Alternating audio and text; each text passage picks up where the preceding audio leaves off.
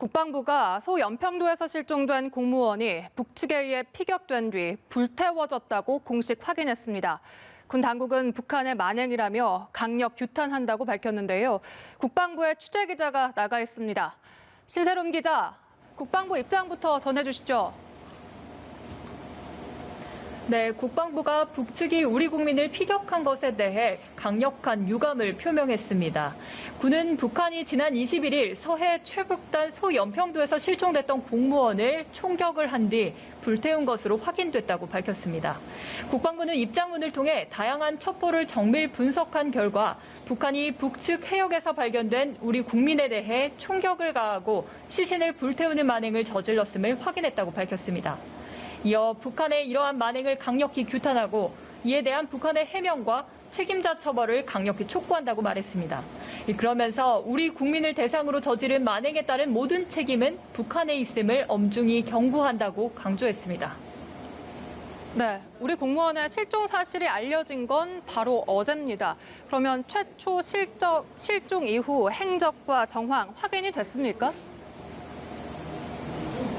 네, 해당 공무원의 실종 후 정황을 좀 짚어보면요. 실종 이튿날인 22일 오후 3시 30분쯤 북한의 수산사업소 선박이 실종 공무원을 최초 발견한 것으로 확인됐습니다. 등산곳 인근 해상에서 구명조끼를 입고 1명 정도가 탈 수 있는 부유물에 탑승한 채 기진맥진해 있는 실종자를 발견한 정황이 확인된 겁니다. 코로나19 감염 등을 우려해 북측은 방독면을 착용하고 거리를 유지한 채 실종자의 표류 경위를 확인한 것으로 추정됐다는 설명입니다. 같은 날 오후 9시 40분쯤 북한군 단속정이 상부의 지시를 받고 실종자의 사격을 가하고 방독면과 방화복을 착용한 군인이 시신에 접근해서 해상에서 불태운 것으로 10시쯤 포착됐습니다. 이 불태운 정황은 연평도에 있는 우리 군의 감시 장비에서도 불빛으로 관측이 된 것으로 확인됐습니다. 네, 그러면 처음 실종이 인지된 후 30시간이 넘도록 우리 군 감시망에 포착이 되지 않은 겁니까? 네, 동료 선원들이 해당 A씨가 실종된 것을 확인한 것은 21일 11시 30분쯤입니다. 이 오후 1시 50분부터는 구조 전력이 투입돼서 수색 활동이 펼쳐졌는데요. 군 당국의 설명에 따르면 실종 후 피격 사망할 때까지 군의 감시 장비에는 포착되지 않았습니다.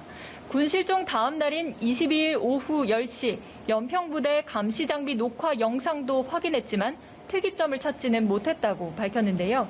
특히 북측 선박이 실종자를 처음 발견한 정황을 포착한 것 역시 군의 감시 장비가 아닌 첩보 자산이었던 것으로 알려졌습니다.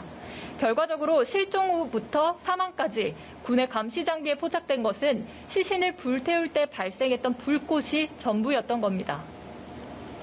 네, 결국 정확한 정보가 포착되지 않았다 하더라도 군 당국이 북측에 우리 국민이 있음을 알고도 대응을 하지 않은 것이라고 봐야 됩니까?